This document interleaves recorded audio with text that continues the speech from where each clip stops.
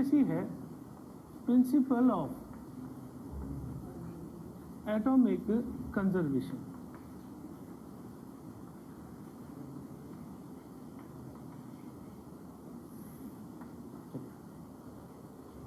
अब देखिए POAC concept का मतलब क्या है। सबसे पहला पॉइंट तो हम ये बोलेंगे, it is based on law of mass conservation. Law of mass conservation.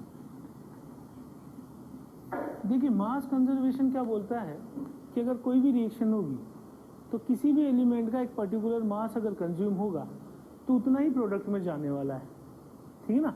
मास हमेशा कंजर्व रहेगा, कुछ भी अमाउंट उसका लॉस्ट नहीं होगा। क्या इस रूल का कोई एक्सेप्शन होता है? होता है। न्यूक्लियर रिएक्शंस में क्या होता है, some mass is lost and that is converted into energy, E is equal to mc square, ठीक है। तो अभी हम उसकी बात नहीं कर रहे हैं न्यूक्लियर रिएक्शंस की, हम नॉर्मल रिएक्शंस की बात कर रहे हैं, केमिकल रिएक्शन की, जिनमें किसी भी एलिमेंट का जितना मास खत्म होगा उतना ही बनेगा। अब अगर मास खत्म हुआ और उतना ही बना मास, तो एटम के बारे में भी ऐसा ही बोला जा सकता है कि जितने एटम कंज्यूम होंगे वो सारे एटम जो है प्रोडक्ट में चले जाएंगे। यानी एटम के केस में भी ऐसा ही है, यानी law of mass conservation he atomic conservation. अगर मास कंजर्व रहा तो एटम भी कंजर्व रहेंगे, क्योंकि एटम का ऐसा तो है नहीं कि 3 एटम लिए थे और 2.5 एटम्स हो गए, क्योंकि एटम को फ्रैक्शन में नहीं कर सकते ना अपन, कंप्लीट इंटीजर नंबर में रहेगा, ठीक है। तो principle of atomic conservation is based on law of conservation of mass, ठीक। अब प्रिंसिपल ऑफ एटॉमिक कंजर्वेशन क्या बोलता है कि नंबर ऑफ एटम्स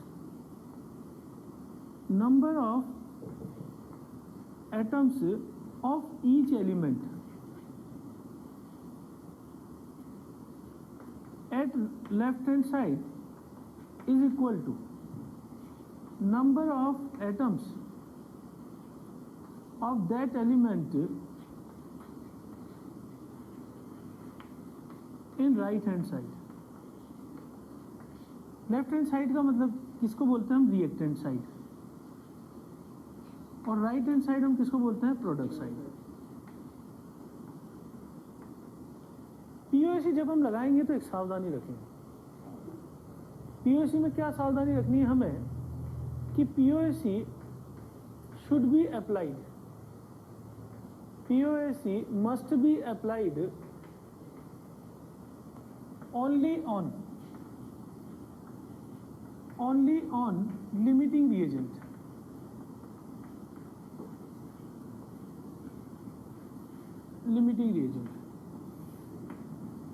ठीक। वैसे क्वेश्चन के पॉइंट ऑफ व्यू से देखें तो हम हर एक पे लगा सकते हैं कि जितना यूज हो गया वो चला गया प्रोडक्ट में और जितना बचा हुआ है, तो वैसे एक्सिस के हिसाब से भी होगा, ठीक है। वैसे मुझे ये नहीं लिखना चाहिए यहाँ पे कि it is applied only on limiting reagent. Apply तो सभी के लिए हो सकता है, लेकिन क्वेश्चन में जो रिएक्शन हो रही है वो किसके हिसाब से हो रही है, लिमिटिंग रिएजेंट के हिसाब से, ठीक है। तो इस लाइन को नहीं लिखने की बजाय अपन जो है वैसे समझ लेंगे कि इसका सिग्निफिकेंस क्या है। कहने का मतलब ये है कि अगर क्वेश्चन लिमिटिंग रिएजेंट का हुआ तो हम POAC की बात नहीं करेंगे। POAC हम क्यों पढ़ रहे हैं इसका लॉजिक अभी समझाऊंगा मैं, पर अप्लाई कैसे करते हैं वो पहले देख लेते हैं। मान लीजिए मैंने एक रिएक्शन लिखी N2O4 से NO2। अब इस क्वेश्चन को सोल्व करने के 2 तरीके हैं। फर्स्ट जो मेथड है वो है बैलेंसिंग। बैलेंसिंग अगर हमें करनी पड़े तो बहुत आसानी से बैलेंस किया जा सकता है। क्या करूं मैं, N2O4 से यहाँ पे 2 लगा दूं NO2। अब आगे सोल्व करने का तरीका क्या है, mole mole analysis. Mole N2O4 divided by stoichiometric coefficient 1 is equal to mole NO2 divided by stoichiometric coefficient 2। अगर मान लो मैं ये 1 मोल दे दूं तो NO2 के मोल पूछ सकता हूं ना, कितने मोल होंगे, 2 मोल। अब इसका एक ऑल्टरनेट अप्रोच है सेकंड, कि हम इसको किससे सोल्व कर सकते हैं, ऑल्टरनेट बाय POAC। अब देखिए POAC हमेशा किसी एक एलिमेंट पे लगता है, पूरे कंपाउंड पे नहीं लगेगा। तो मैं इसमें पीओसी लगा रहा हूं कि पीओसी फॉर नाइट्रोजन एलिमेंट। किस पे लगा रहा हूं मैं पीओसी? पहले नाइट्रोजन। पीओसी क्या बोलता है कि जितने नाइट्रोजन एटम इधर होंगे उतने ही नाइट्रोजन एटम इधर होंगे। ये बात समझ में आ गई ना? तो अगर मान लो मेरे पास मोल ऑफ N2O4 मेरे पास है, सपोज कीजिए इसको मैं लिख रहा हूं NN2O4। अगर मैं इसको पूरा तोड़ दूं तो इसमें मोल ऑफ नाइट्रोजन कितने मिलेंगे मुझे? बोलो। अगर इसको पूरा तोड़ दें तो 2 नाइट्रोजन है ना इसमें, तो कितना मिलेगा? 2 इंटू मोल N2O4। सही है? एटम लेवल पे नहीं जा रहे हैं अपन मोल एटम पे, मोल लेवल पे रहते हैं। अब दूसरा मैंने NO2 लिया, mole of NO2। Mole of NO2 कितना है? NNO2 मैंने रिप्रेजेंट किया। अगर मैं इसको तोड़ दूं तो इसमें मोल ऑफ नाइट्रोजन कितना मिलने वाला है मुझे? Is equal to 1 into mole NO2। अब ये किस साइड है? ये तो है लेफ्ट हैंड साइड, और ये किस साइड है? Right hand side. पीओसी क्या बोलता है कि जितना नाइट्रोजन इधर होगा उतना ही नाइट्रोजन इधर होगा। तो इस साइड कितना नाइट्रोजन है? 2 इंटू एन। तो मैं पीओसी नाइट्रोजन पे लगा रहा हूं 2 इंटू NN2O4 बराबर इधर राइट हैंड साइड पे कितना हुआ? 1 इंटू NNO2। अब अगर मान लो मैं 1 मोल दे दूं क्वेश्चन में, तो 1 मोल से NO2 कितना मिल जाएगा मुझे? 2। यही चीज मैं यहां से भी सोल्व कर सकता था ना। बोलो। तो हम दिमाग में एक चीज बिठा लें, अगर हम रिएक्शन को बैलेंस कर सकते हैं तो हम बैलेंसिंग से ही सोल्व करेंगे। जब कभी ऐसा हो जाए कि हम रिएक्शन को बैलेंसिंग नहीं कर सकते, जब बैलेंसिंग करने में समर्थ ना हो, तभी हम किसका नाम लेंगे? पीओसी का। अदरवाइज पीओसी को हम बिल्कुल रोल में लेंगे ही नहीं जब तक कि हमें बैलेंसिंग आती होगी। किस तरह के क्वेश्चन में पीओसी की जरूरत पड़ती है ये हम देख लेंगे अभी, ठीक है ना? पर आप समझ लो, this is alternate approach. One approach is balancing, second approach is POC. अब मैं पीओसी ऑक्सीजन पे लगाऊंगा, ठीक है? नोट कीजिए। पीओसी में हमने किस पे लगाया? नाइट्रोजन पे। दूसरा मैं पीओसी लगा रहा हूं फॉर ऑक्सीजन। अब देखो, देखने का क्या तरीका है कि मेरे पास रिएक्शन है N2O4 से NO2, दोनों में ऑक्सीजन पड़ा हुआ है। सही है? अगर मान लो इसके मोल हैं N2O4, तो इसको पूरा तोड़ दूं तो ऑक्सीजन के मोल कितने मिलेंगे बताइए? इसमें ऑक्सीजन 4 है ना, तो 4 इंटू मोल N2O4। सही है? ये पीओसी लगाने का सीधा तरीका देख रहे हैं अपन। इसके मोल मैंने मान लिए NO2। अगर मैं इसमें ऑक्सीजन के मोल देखूं तो कितने आएंगे? इसको देखेंगे 2 इंटू मोल NO2। अगर मान लो मैं एटम निकालूं इसमें, तो ऑक्सीजन एटम्स कितने होंगे बताइए? 4 into N2O4 into Avogadro's number से मल्टीप्लाई कर देंगे। इधर एटम्स ऑफ ऑक्सीजन बराबर 2 into mole NO2 into Na, Avogadro's number. अब आवोगाड्रोस नंबर के बाद अब अपन को क्या करना है? प्रिंसिपल ऑफ एटॉमिक कंजर्वेशन लगाना। प्रिंसिपल ऑफ एटॉमिक कंजर्वेशन क्या बोलता है कि जितने एटम ऑक्सीजन के इधर होंगे उतने इधर होंगे ना। मैं क्या करूं? बराबर कर दूं दोनों को। बराबर करने के बाद Na से Na कैंसिल आउट हो गया। मेरे पास क्या रिलेशन आ गया? 2 इंटू मोल N2O4 बराबर 1 इंटू मोल NO2। बताइए, अगर ये 1 मोल दे दूं क्वेश्चन में तो NO2 कितने आ गए? 2 मोल। वही रिलेशन आ गया ना। बोलिए। तो पीओसी जो है वो हर एक एलिमेंट पे लगता है अलग अलग से। कुछ क्वेश्चन ऐसे भी होंगे जहां पे हमें ये क्लियर नहीं होगा कि पीओसी किस पे लगाना है, ये क्वेश्चन खुद मेंशन करेगा, ठीक है ना? तो अभी अपन देखते हैं क्वेश्चन कौन से हो सकता हूँ। नोट करो इसका। Moles of oxygen, how many moles of O2 is obtained by heating of by heating of 4 mole KClO3.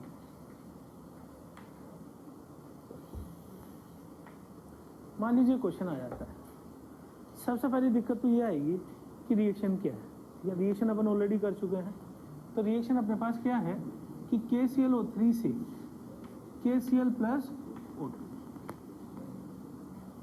अब यहाँ से क्लियर कट फर्क देख लेना। क्वेश्चन करने के 2 अप्रोच है, एक बैलेंसिंग और एक POC। तो सबसे पहला मैं अप्रोच कर रहा हूँ बैलेंसिंग वाला। बैलेंसिंग कर सकते हैं अपन इसकी इजीली। क्या आ जाएगा, 2KClO3 से 2KCl प्लस यहाँ क्या आ जाएगा 3। सही है। अब स्टोइकोमेट्रिक कोएफिशिएंट को स्टडी कर लें, 2 to 3 सीधा बता सकते हो ना। बोलो, क्वेश्चन में T = 0 पे कितने मोल दिए हैं, 4 मोल, और ये पूछा है। चाहो तो आप यूनिटरी मेथड लगा दो, चाहो तो आप मोल मोल एनालिसिस लगा दो, दोनों मेथड से आ जाएगा। कितने आंसर दिखाई दे रहा है, 6। तो अगर हमने क्वेश्चन को बैलेंस कर लिया है, इक्वेशन को बैलेंस कर लिया है, तो हम आइदर यूनिटरी मेथड अप्लाई कर देंगे या फिर मोल मोल एनालिसिस अप्लाई कर देंगे। दोनों से हमारा आंसर आ जाएगा बिल्कुल एक्यूरेट। ठीक। अब अगर मान लो मुझे इसी को क्वेश्चन को कैसे करना हो, बाय POC। ठीक। तो POC का यूज मैं तभी करूंगा जब मैं बैलेंसिंग नहीं कर रहा हूं। अगर मैं बैलेंसिंग कर रहा हूं ना, तब तो फिर मैं इसी से करूंगा। किससे, मोल मोल एनालिसिस। मोल मोल एनालिसिस क्या होता है, इसके मोल KClO3 अपॉन स्टोइकोमेट्रिक कोएफिशिएंट 2 बराबर मोल O2 अपॉन स्टोइकोमेट्रिक कोएफिशिएंट 3। इसको 4 मोल यहाँ रख दूं, निकाला जा सकता है ना सीधा। अब हम आ जाते हैं POC पे। अब POC हर एलिमेंट पे अलग अलग लगता है। मान लीजिए मैं लगा रहा हूँ POC फॉर ऑक्सीजन,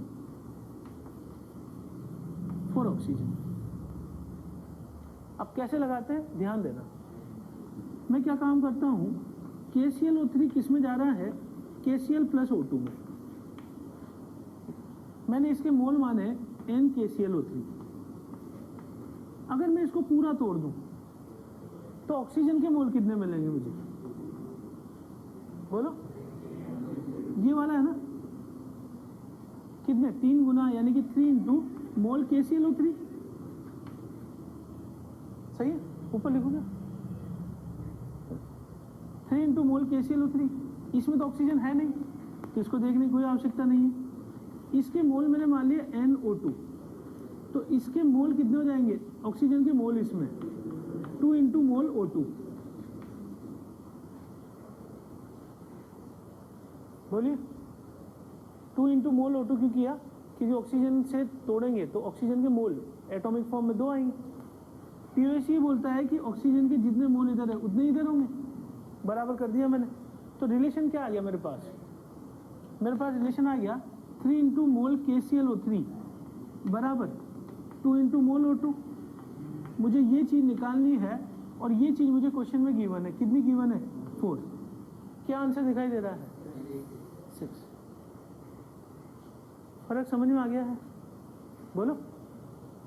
तो बैलेंसिंग करेंगे तब मोल मोल एनालिसिस से सोल्व कर लेंगे, और अगर हम बैलेंसिंग नहीं करना चाह रहे हैं तब हम किससे सोल्व करेंगे। पर POC हर एटम पे अलग अलग लगता है। और दूसरी बात, POC का यूज ना करें अगर क्वेश्चन लिमिटिंग रिएजेंट का दिखाई दे रहा है तो, है ना, नोट कीजिए इसे थोड़ा।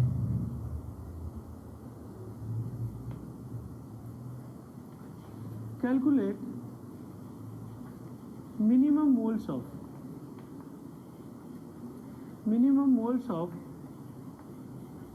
O2 required for complete combustion of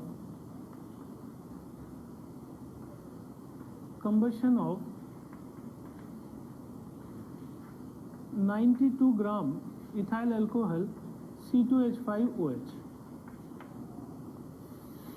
अब देखो, मैं इसको दोनों ही तरीके से करूंगा, मोल और POC से, ठीक है, बैलेंसिंग और POC से। सबसे पहले तो मैं इसके मोल निकाल लूँ, NC2H5OH कितने मोल आएंगे भाई, 92 ग्राम अपॉन मोलर मास इसका, मोलर मास इसका 46, कितने मोल आ गए 2। अब अगर मैं पहले अप्रोच से कर रहा हूँ बैलेंसिंग से, तो बैलेंसिंग से C2H5OH की रिएक्शन ऑक्सीजन से क्या प्रोडक्ट बनने वाला है, CO2 प्लस H2, सही है। अब बैलेंसिंग करें तो कार्बन इस साइड 2, यहाँ पे क्या आ जाएगा 2, हाइड्रोजन इस साइड कितने हो गए 6, तो इस साइड कितना आ जाएगा 3, सही ना। अब ऑक्सीजन बताओ कितना आएगा,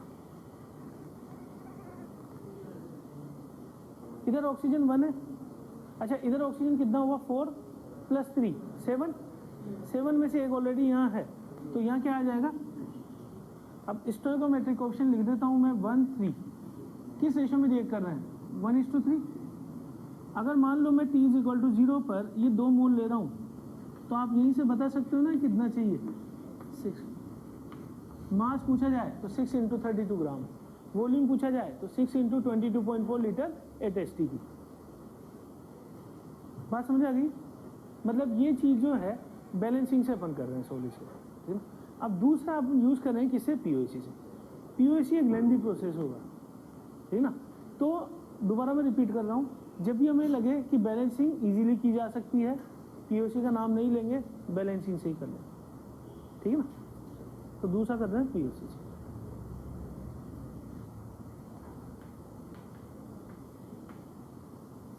POC जैसा मैंने बता दिया है हर एलिमेंट पे लगता है। पहले मैं रिएक्शन लिख देता हूँ C2H5OH प्लस O2 से, इसको हम ऐसा ही रहने देंगे, बैलेंस नहीं करेंगे यहाँ पर, ठीक। सबसे पहले मैं लगा रहा हूँ फर्स्ट POC फॉर कार्बन। अब मैं इसका सीधा अप्रोच बता रहा हूँ आपको कैसे। कार्बन इसमें पड़ा हुआ है और इसमें पड़ा हुआ है, तो मैं क्या लिख दूँ C2H5OH से क्या बन रहा है CO2, सही है। इसमें कार्बन कितना है 2, इसमें कार्बन कितना है 1, तो मैं सीधा क्या कर रहा हूँ 2 × मोल C2H5OH बराबर 1 × मोल CO2। ये मैंने किस पे लगाया POC, कार्बन। क्वेश्चन में इसके कितने मोल दिए हुए हैं 2, तो मोल CO2 कितना आ गया यहाँ से = 4 मोल। क्लियर है यहाँ तक। अब मैं किस पे लगा रहा हूँ POC फॉर हाइड्रोजन, तो मैं वो कंपाउंड आइडेंटिफाई करूंगा जिसमें हाइड्रोजन पड़ा हुआ है। एक तो इसमें हाइड्रोजन है C2H5OH, और इससे हाइड्रोजन किस में गया, वाटर में। इसमें हाइड्रोजन कितना है 6, इसमें हाइड्रोजन 2, तो 6 × मोल C2H5OH बराबर 2 × मोल H2। मुझे क्वेश्चन में 2 दिया हुआ है, तो मैं H2 निकाल लूँगा, कितना आ गया H2 = 6 मोल, ठीक। अब मैं किस पे लगा रहा हूँ POC फॉर ऑक्सीजन। ऑक्सीजन इसमें भी है, O2 में है, CO2 में है, H2। अब इस केस में मैं स्टेप कैसे लूँगा, C2H5OH प्लस O2, दोबारा लिख रहा हूँ रिएक्शन को, से CO2 प्लस H2। आइडेंटिफाई कीजिए ऑक्सीजन कितना कितना है, इसमें 1, इसमें 2, इसमें 2, इसमें 1। इसका सारा ऑक्सीजन इसमें चला गया, क्या करेंगे बताइए। 1 × मोल C2H5OH प्लस 2 × मोल ऑक्सीजन बराबर 2 × मोल CO2 प्लस 1 × मोल H2। अब इस इक्वेशन में C2H5OH के मोल हमने शुरू में कितने लिए हैं 2, निकालना क्या है O2, CO2 कितना निकाला था 4, H2 कितना निकाला था 6। सॉल्व करके देखिए क्या आंसर आएगा। O2 के मोल 6 आ जाएंगे। अब ये तो एकदम यूँ मान लीजिए कि वेस्टेज है ना ये तो टाइम पे, मतलब इसका करने की कोई ज़रूरत ही नहीं थी अपन को, समझिए बात। तो ये हम क्या लगाना सीख रहे हैं POC, पर हर जगह नहीं लगाएंगे, किसी भी क्वेश्चन को देखते ही POC लगाएंगे, ठीक है। बैलेंसिंग देखेंगे, बैलेंसिंग कर सकते हैं कि नहीं कर सकते, ठीक। ये बात समझ आ गई आपको। POC लगाते कैसे हैं कि जो भी एक जनरलाइज करके लिख देता हूँ मैं, तो उससे आपको आइडिया हो जाएगा।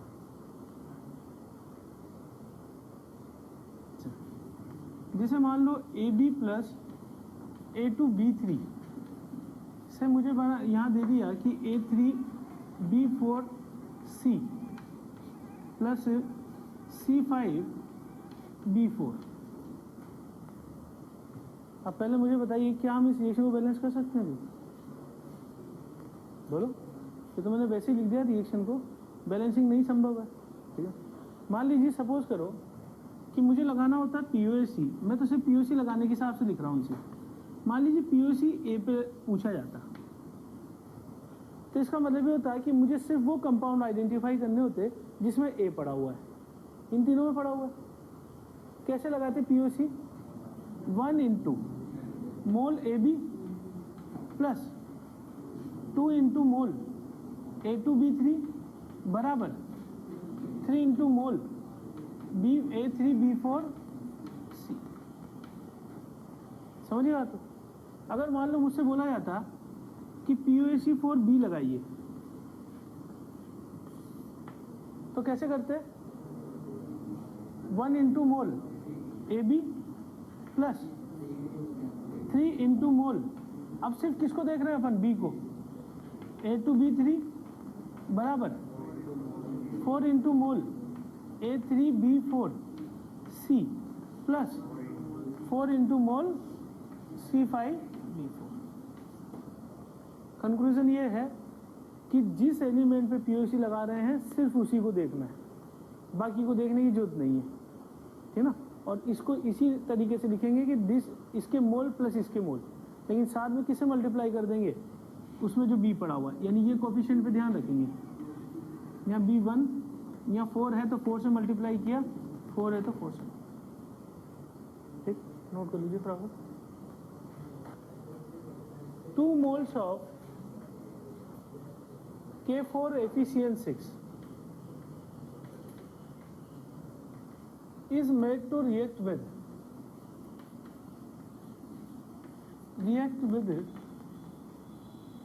series of reagent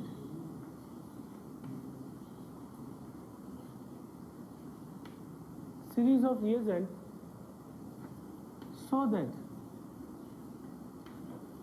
all Fe converts into Fe2O3. Calculate number of moles of Fe2O3 formed. Number of moles of Fe2O3 formed. अब देखिए क्वेश्चन की लैंग्वेज के हिसाब से 2 moles of K4FeCN6 is given is reacting with many reagents. अब many reagents है तो हमें पता ही नहीं कि कौन कौन से reagent यहाँ पे रिएक्ट करने वाले हैं। मैं क्या लिख सकता हूँ? सिर्फ K4FeCN6 और उसके बाद यहाँ से प्लस reagents। अब reagents और इसके बाद इससे क्या बना रहा हूँ मैं? क्वेश्चन ये है क्या हम इस रिएक्शन को बैलेंस कर सकते हैं? नहीं कर सकते ना। तो जब हमें ये लग जाए कि हम रिएक्शन को बैलेंस नहीं कर सकते तभी POC का यूज करेंगे। अब ये बताइए 1 नहीं आएगा, 4 आएगा। 4 नहीं, सॉरी 2 आएगा, 1 ही आएगा। चलिए अब क्वेश्चन ये है कि POC किस पे लगाना है? POC किस पे लगाना है ये खुद क्वेश्चन बताएगा। यानी इसने बोला है ऑल Fe कन्वर्ट्स, यानी इसका सारा आयरन इसके अंदर चला गया। यानी कि POC किस पे लगाना है मुझे? आयरन पर। ये क्वेश्चन को खुद बोलना पड़ेगा, क्योंकि देखो मैं कार्बन पे POC लगाऊं या ऑक्सीजन पे लगाऊं, ऑक्सीजन पे लगाना संभव नहीं है। लेकिन अगर मान लो यहाँ भी अगर कार्बन होता तो फिर अलग अलग आंसर आता, ठीक ना। तो इसलिए किस पे POC लगाना है ये क्वेश्चन खुद बताने वाला है। क्वेश्चन ने बोल दिया ऑल Fe कन्वर्ट्स, है ना, तो आयरन पे POC लगाना है। एक चीज और अज्यूम करेंगे कि ऐसा कोई रिएजेंट नहीं है जिसमें आयरन पड़ा हुआ है, वरना तो गड़बड़ हो जाएगी ना। ठीक है, तो हम ये अज्यूम करके चलेंगे ऑटोमेटिकली कि इसके अंदर जो आयरन आया है सारा का सारा इससे आ रहा है। अब बताइए POC कैसे लगाएं आयरन पे? इसके मोल K4 AfCN6, इसमें आपको ये देखना है कितना आयरन पड़ा हुआ है, 1 multiplied by 1 is equal to सारा का सारा आयरन इसके अंदर चला गया, तो मोल Fe2O3 इसमें आयरन कितना है 2 मल्टीप्लाइड बाई 2। क्वेश्चन में हमें ये दे दिया है इट इज गिवन एज 2 मोल, तो अननोन क्या बच गया, बस खत्म, POC। यही करना है, किस पे POC लगाना है वो क्वेश्चन को दिया जाना चाहिए क्वेश्चन में, ठीक है ना, उसी हिसाब से नोट कर लीजिए। देखो सबसे पहले मुझे दिया है 4 मोल P4 and 14 mole O2 completely reacts to form P4O6 and P4O10. Calculate moles of P4O6 and P4O10 form. अब ये बताइए क्या ये क्वेश्चन लिमिटिंग रिएजेंट का होगा? नहीं, ये क्वेश्चन में ये बोल दिया कि कंप्लीटली रिएक्ट्स, तो लिमिटिंग रिएजेंट का क्वेश्चन नहीं है। लिमिटिंग रिएजेंट का तब बनता है जब एक खत्म हो जाए और एक बच जाए। ये क्वेश्चन ये बोल रहा है कि दोनों पूरी तरीके से खत्म हो रहे हैं, तो लिमिटिंग रिएजेंट का क्वेश्चन नहीं है। पहली बात ये हो गई। दूसरी बात ये है कि मैं इसको 2 अप्रोच से बैलेंस कर रहा हूँ, सोल्व कर रहा हूँ। पहला तो है बैलेंसिंग से। अब बैलेंसिंग का अगर मैं यूज़ कर रहा हूँ और मैं एक ही लाइन में बैलेंस कर दूँ तो गलत हो जाएगा। मुझे क्या करना है कि P4 और ऑक्सीजन की रिएक्शन से एक बार तो बन रहा है P4O6 और P4 और ऑक्सीजन की रिएक्शन से ही दूसरा कंपाउंड क्या बन रहा है P4O10। ध्यान देना इस बात पे, P4 और O2 की रिएक्शन से 2 प्रोडक्ट बन रहे हैं P4O6 और P4O10। मैंने 2 रिएक्शन लिखी। अब हम अगला काम क्या करेंगे, बैलेंसिंग करेंगे। तो चलिए बैलेंसिंग करते हैं। इसमें प्लस O2 से मैंने बनाया P4O6, ठीक। मैं बैलेंसिंग करूँ इसे तो फास्फोरस बैलेंस है, या मैं क्या कर दूँ, अब स्टोइकोमेट्री पे ध्यान देना। स्टोइकोमेट्री 131 की है। सपोज इसके x मोल रिएक्ट करते हैं तो कितने रिएक्ट करेंगे 3x, और ये कितने बन जाएंगे x निकालना है मुझे। दूसरी रिएक्शन क्या हो गई, P4 प्लस O2 से दूसरा प्रोडक्ट क्या है P4O10। बैलेंसिंग करूँ फास्फोरस बैलेंस है, यहाँ 5 हो गया। स्टोइकोमेट्री 151 की है। अब इसके y मोल रिएक्ट करवा दूँ तो y मोल के लिए कितना चाहिए 5y, और ये कितना बन जाएगा, ये y निकालना है मुझे। अब total phosphorus reacted, total P4 कितना हो गया, total P4 is equal to x plus y. अब ये कितना होना चाहिए बताइए, x plus y should be equal to 4। तो ये इक्वेशन हमारी क्या हो गई, दिस इज इक्वेशन नंबर 1। इसके बाद नया 1 total oxygen, total O2 reacted कितना होगा बताइए, 3x plus 5y, 3x plus 5y कितना आ गया, क्वेश्चन में कितना गिवन है 14 मोल। 14 यहाँ रखा अपन ने, equation number 2। 2 equation 2 unknown, solve कर लेंगे x और y। x की वैल्यू कितनी आएगी 3 और y की वैल्यू 1, तो मुझे ये दोनों ही निकालने थे, ये आंसर आ गया। अब क्वेश्चन ये है कि मैंने इन दोनों को अलग अलग लिख के बैलेंस किया। मान लो कोई बच्चा ये सोचता है कि P4 प्लस O2 की रिएक्शन में इनसे करा के P4O6 प्लस P4O10 में यही बैलेंसिंग करना चालू करना, तो फिर उसके बहुत सारे आंसर बन जाएंगे। कैसे, अगर मैं यहाँ पे जैसे मान लो 1 और 2 लगा के भी बैलेंस कर सकता हूँ इसे। मान लो मैं कोफिशिएंट 1 1 लगा लूँ तो 1 1 से भी बैलेंसिंग हो सकती है। उल्टा मैं कोफिशिएंट 1 2 लगा लूँ तब भी बैलेंसिंग हो सकती है, और हर बार इनके स्टोइकोमेट्रिक कोफिशिएंट बदल जाएंगे। बोलो, यानी कि इनके स्टोइकोमेट्रिक कोफिशिएंट बदल के मैं इनके स्टोइकोमेट्रिक कोफिशिएंट बदल सकता हूँ ना। एक बार 1:1 आ गया, एक बार 1:2 आ गया, एक बार 1:3 आ गया। तो इसका मतलब ये हुआ कि यहाँ बहुत सारे आंसर पॉसिबल हुए ना। बोलो, तो गड़बड़ क्या हो जाएगी, गड़बड़ ये हो जाएगी कि एक ही रिएक्शन की स्टोइकोमेट्री को मैं कई तरीके से लिख रहा हूँ वेरी करवा के, और वेरी करा के लिखाऊंगा। यहाँ मैं 3 4 कर दूँ तो अलग कोफिशिएंट आएंगे, तो प्रोडक्ट के मोल अलग बनेंगे, ठीक ना। अब अगर मान लो कोई बच्चा कहे कि मैं तो इसको जो है बैलेंसिंग से ही करना चाह रहा हूँ, तब फिर एक चीज़ कर सकते हो। वैसे मैं सजेस्ट करता नहीं हूँ उसको कि वैसा करें, लेकिन अगर आप बैलेंसिंग से करना चाह रहे हैं इसी में, तो आप एक काम करो, जो मोल दिए हुए हैं ना, उन्हीं मोल्स को इनके आगे कोफिशिएंट के रूप में लगा दो, 4 और 40। तब आप बैलेंसिंग करोगे अगर, तभी फिर इसका आंसर यहाँ से सही आएगा। अदरवाइज अगर आपने कोफिशिएंट बदल दिए तो अलग अलग आंसर आने वाला है। ये बात समझ आ गई क्या सबको, या थोड़ा सा इलेबोरेट करें? ये समझ आ गई बात?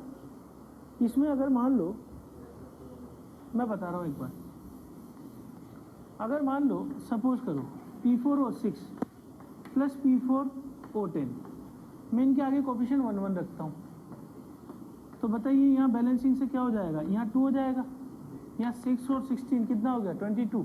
यहाँ क्या आ जाएगा? 11। P4O10 सॉरी, तो ये कितना आ जाएगा? 8। अब बताइए किस रेशो में रिएक्ट कर रहे हैं ये? 2:8 रेशो में। तो 2 खत्म हो गए तो यहाँ 8 खत्म हो गए। अगर मान लो कोई बच्चा इसको ऐसे कर दे कि P4O6 से प्लस यहाँ 2 कर दूं मैं, P4O10, तो यहाँ पे क्या आ जाएगा? P4 के आगे 3 और 6 प्लस 10 16, यहाँ कितना आ जाएगा? 20 प्लस 6 13 14। बदल बैलेंस तो है दोनों, बैलेंस तो दोनों है, लेकिन आंसर तो अलग अलग आने वाला है ना, 1:2 1:1। तो गलती क्या हो रही है कि हम इसी स्टेप में लिख के बैलेंसिंग नहीं करेंगे। बैलेंसिंग कैसे करेंगे? अलग अलग लिख के, ठीक है। और अगर किसी बच्चे को सॉरी करना हो तो फिर वो तभी केस में कर पाएगा जब यहाँ कोफिशिएंट को क्या रखे? 4 और 14, जो कि थोड़ा सा लेंदी हो जाएगा, जिसका करने का कोई ज़्यादा फायदा नहीं है। तो हम इसी स्टेप से बैलेंसिंग करेंगे, ठीक? नोट करो फटाफट। अब POC लिखने के पहले हम यहाँ लिख देते हैं रिएक्शन P4 प्लस O2 से P4O6 प्लस P4O10। मैं यहीं पे बैलेंसिंग नहीं कर सकता, ये मैं बता चुका हूँ। अगर बैलेंसिंग करनी है तो अलग अलग लिख के बैलेंस करनी पड़ेगी। अगर मैं POC लगाना चाहूँ तो सबसे पहले मैं लगा रहा हूँ POC फॉर फास्फोरस। क्या करें बताइए नेक्स्ट स्टेप में? मोल फास्फोरस P4 इंटू क्या करूँ मैं? 4। सारा फास्फोरस किस में गया? इन दोनों में। मोल P4O6 इंटू फास्फोरस इसमें 4 plus remaining phosphorus P4O10, phosphorus इसमें 4, इक्वेशन नंबर 1। सही है बात है? दूसरा मैं POC किस पे लगा दूं? POC for oxygen. अब की बार मैं क्या करूंगा? सिर्फ किसको देखूंगा? ऑक्सीजन को। तो मोल ऑक्सीजन इंटू कितने ऑक्सीजन है? बराबर मोल P4O6 कितने ऑक्सीजन है? 6 प्लस मोल P4O10 कितने ऑक्सीजन है? 10, इक्वेशन नंबर 2। मान लीजिए मैं इसको मान लेता हूँ x और इसे मान लेता हूँ y। P4 के कितने मोल क्वेश्चन में दिए थे? 4, और ऑक्सीजन के कितने मोल दिए थे? 14। दो इक्वेशन बनने वाली है, देख लीजिएगा। 16 बराबर 4x plus 4y, equation number 1, और इधर आ जाए तो 28 बराबर 6x plus 10y, equation number. यहाँ से सॉल्व करके अपन क्या निकाले? 2 तो इक्वेशन है, वो सॉल्व करके x और y निकाल सकते हैं इजीली, है ना? वही आंसर आएगा x और y का। x इज इक्वल टू 3 और y इज इक्वल, चेक कर लीजिएगा एक बार, ये आ रहा है नहीं? क्लियर है? क्वेश्चन को सॉल्व करने के 2 अप्रोच है। या तो हम दोनों को अलग अलग लिख के बैलेंस करके आगे बढ़े इसके x और y मान के, या फिर अपन एक ही स्टेप में लिखकर हम इसको यहाँ से बैलेंस नहीं करेंगे, हम POC लगाएंगे पहले बार फास्फोरस पे, दूसरी बार ऑक्सीजन। ठीक है? एक क्वेश्चन और कर रहे हैं सर, उसके बाद 2 reacts to form ICl and ICl3। किस मेथड से करें बताओ? बैलेंसिंग से करें या POC लगाएं? बैलेंसिंग? हाँ, दोनों मत बोलो, एक एक बोलो। बैलेंसिंग से करें? चलो इजी तो दोनों ही है, खैर टाइम सेविंग चलो ये देखो, ये ऐसा केस है ना कि जिसमें बैलेंसिंग आसानी से की जा सकती है। तो जब भी हमें लग रहा हो कि बैलेंसिंग इजी है तो बैलेंसिंग से कर लेते हैं, ठीक है। तो I2 प्लस Cl2 मिलकर क्या बना रहे हैं, ICl। तो ये हो गया 2। अगर ये X रिएक्ट करता है तो इसके साथ कितना रिएक्ट करेगा, X मोल, और ये कितना बन जाएगा, ये मुझे निकालना है। दूसरी रिएक्शन I2 प्लस Cl2 से क्या बन रहा है, ICl3। बैलेंसिंग करें अपन तो यहाँ 2 कर दूँ, यहाँ 3 कर दूँ। तो अगर ये Y रिएक्ट करेगा तो ये 3Y रिएक्ट करेगा और कितना बनेगा, मुझे निकालने मोल। तो I2 के टोटल मोल जो रिएक्ट कर रहे हैं X प्लस Y, क्वेश्चन में 3 दिए हैं, इक्वेशन नंबर 1। और क्लोरीन के जो टोटल रिएक्ट किए हैं X plus 3Y, that should be equal to 8, equation number 2। यहाँ से सॉल्व करके X कितना आ गया, X इज इक्वल टू 0.5 और Y इज इक्वल टू 2.5। इस डेटा को उठा के यहाँ रखेंगे ऊपर, तो X से 0.5 है, तो ये आंसर कितना आया, 1, और ये आंसर कितना आ गया, तो आंसर है 1 और 5। हो सकता है यहाँ तक किया हो तो वो गलती, हाँ, तो वो ICl निकालना था ना, तो 2X निकालना था, ICl3 तो है, ठीक है। बाकी नेक्स्ट क्लास